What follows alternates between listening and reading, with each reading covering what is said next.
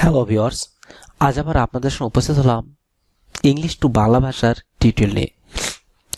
আজ আমরা দেখব অনেকে আমাদের সামনে ইংলিশে অনর্গল কথা বলতে পারে, তাদের ইংলিশ জন্য মুখে বাধেই না এবং তাদের ইংলিশ জন্য ঠোঁটের উপরেই থাকে।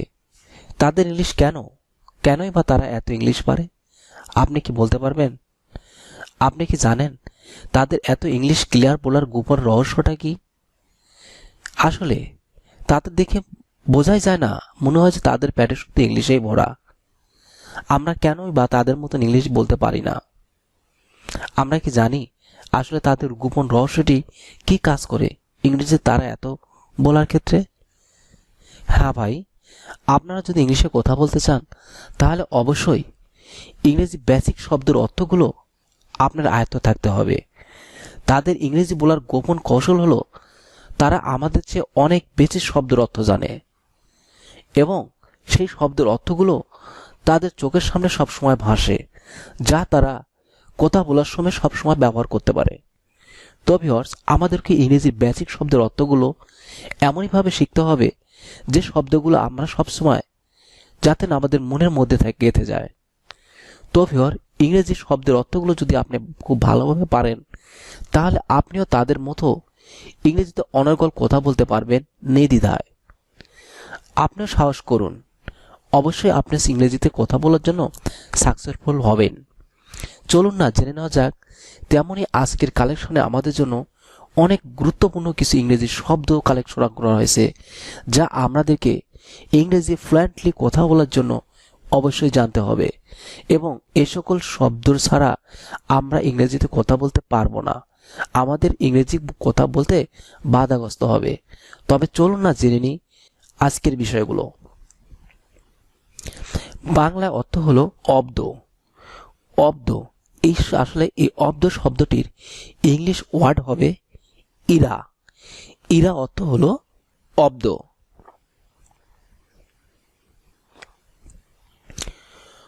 অপরাহ্ন, বাংলায় অপরাহ্ন, আবার আমরা যেটাকে বিকাল বা বৈকাল বলে থাকি। অপরাহ্ন শব্দটির ইংলিশ হবে আফটারনুন। আফটারনুন অর্থ হলো অপরাহ্ন বা বিকাল।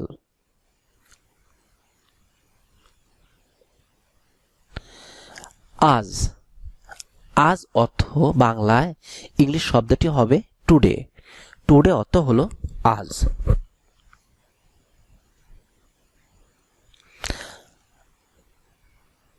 আধা ঘন্টা, আধা ঘন্টা বা আধা ঘন্টা, এই শব্দটিকে আমরা ইংরেজি যখন ব্যবহার করি তখন আমরা বলে থাকি হাফ অ্যান আওয়ার।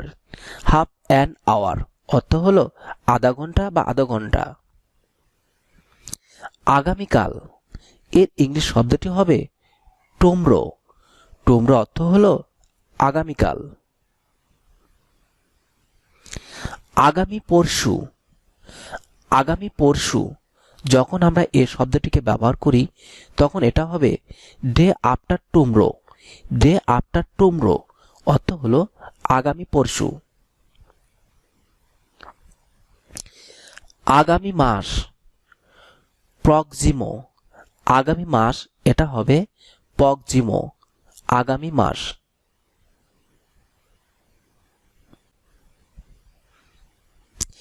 একদিন পর পর, একদিন পর পর, এই বাক্যটির ইংলিশ হবে every other day. Every other day mean একদিন পর পর।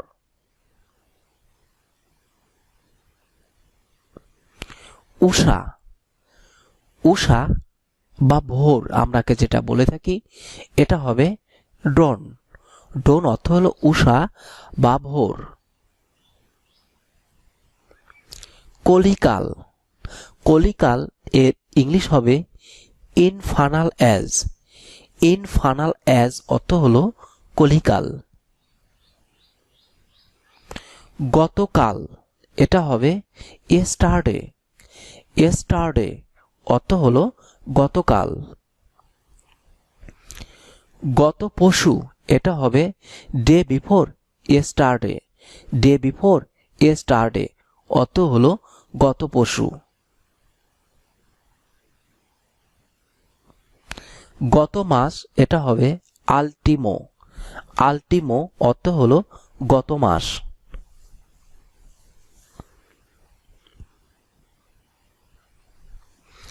গোধূলি এটা হবে ডাক্স। গোধূলি অর্থ হলো ডাক্স।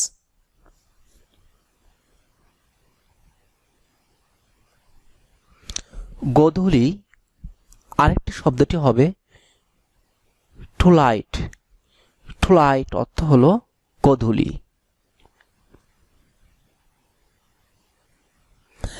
ঘন্টা এটা হবে আওয়ার। ঘন্টা এটা হবে আওয়ার।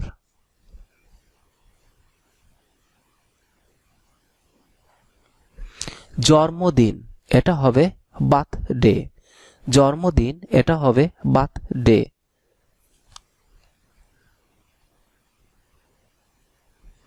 তারিখ ডেট। তারিখ এর অর্থ হলো ডেট। দিন ডে। দিন অর্থ হলো ডে। দিন 12টার পর হতে রাত্রি 12টা পর্যন্ত। দিন 12টার পর হতে রাত্রি 12টা পর্যন্ত এই সময়টাকে আসলে আমরা ইংলিশে কি বলি? Past meridiem. পাস্ট মেরিডিয়াম অর্থ হলো পিএম। দশক এই শব্দটিকে আমরা ইংলিশে বলি ডিকেড। ডিকেড অর্থ হলো দশক। দাপর। দাপর এই শব্দটিকে যখন আমরা ইংলিশে বলবো তখন বলবো ব্রাজেন অ্যাজ। ব্রাজেন অ্যাজ অর্থ হলো দাপর। পক্ষ এটা হবে ফোর্টনাইট। ফোর্টনাইট অর্থ হলো পক্ষ। প্রতিদিন এভরিডে। প্রতিদিন এভরিডে। প্রভাত এটা হবে মর্নিং। প্রভাত এটা হবে মর্নিং। পরের দিন এটা হবে মরো। পরের দিন এটা হবে মরো। পূর্বাহ্ন এটা হবে ফোরনুন। পূর্বাহ্ন এটা হবে ফোরনুন। বছর এর ইংলিশ ওয়ার্ডটি হবে ইয়ার। ইয়ার অর্থ হলো বছর। বর্তমান মাস এটা হবে ইনস্ট্যান্ট। ইনস্ট্যান্ট অর্থ হলো বর্তমান মাস। সন্ধ্যা ইভিনিং। সন্ধ্যা এটা হবে ইভিনিং।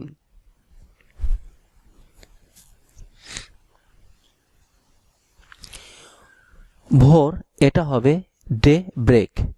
ডে ব্রেক অর্থ হলো ভোর। মধ্যরাত্রি এটা হবে মিড নাইট। মধ্যরাত্রি এটা হবে মিড নাইট।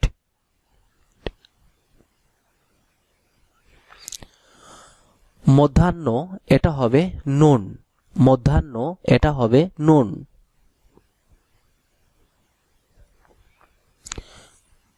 মধ্যাহ্ন আরেকটি শব্দটি হবে মিড ডে। Mid day.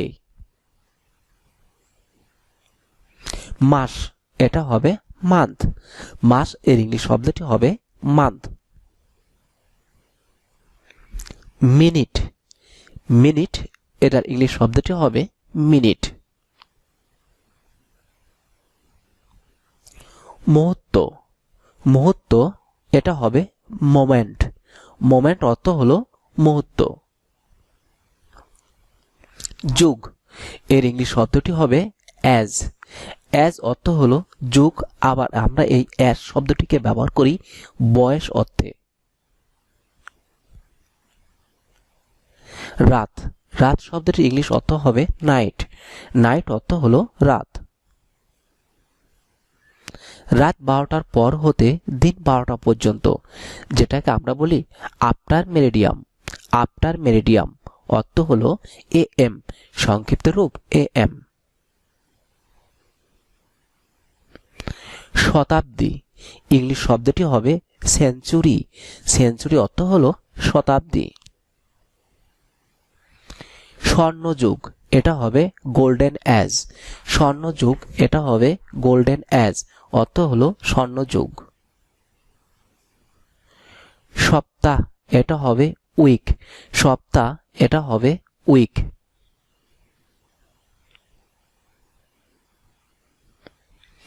সময় এটা হবে টাইম।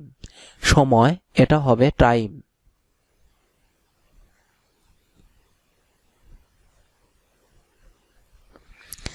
সেকেন্ড এটাকে বলা হবে সেকেন্ড। সেকেন্ডকে বলা হবে সেকেন্ড। সূর্যোদয় এটা হবে সানরাইজ। সানরাইজ অর্থ হলো সূর্যোদয়।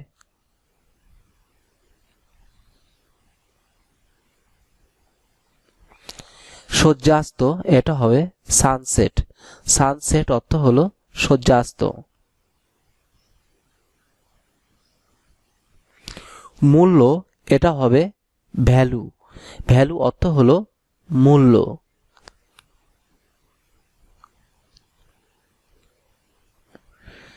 লোকসান। লোকসান অর্থ হলো লস। লোকসান অর্থ হলো লস।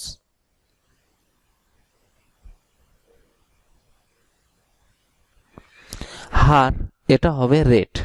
হার এটা হবে রেট।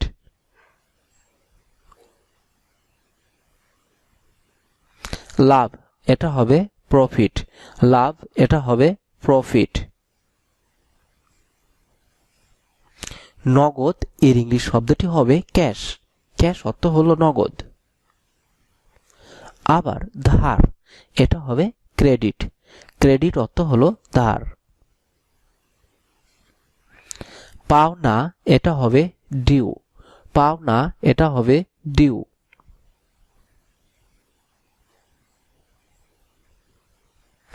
বাজার এটা হবে মার্কেট। বাজার এটা হবে মার্কেট।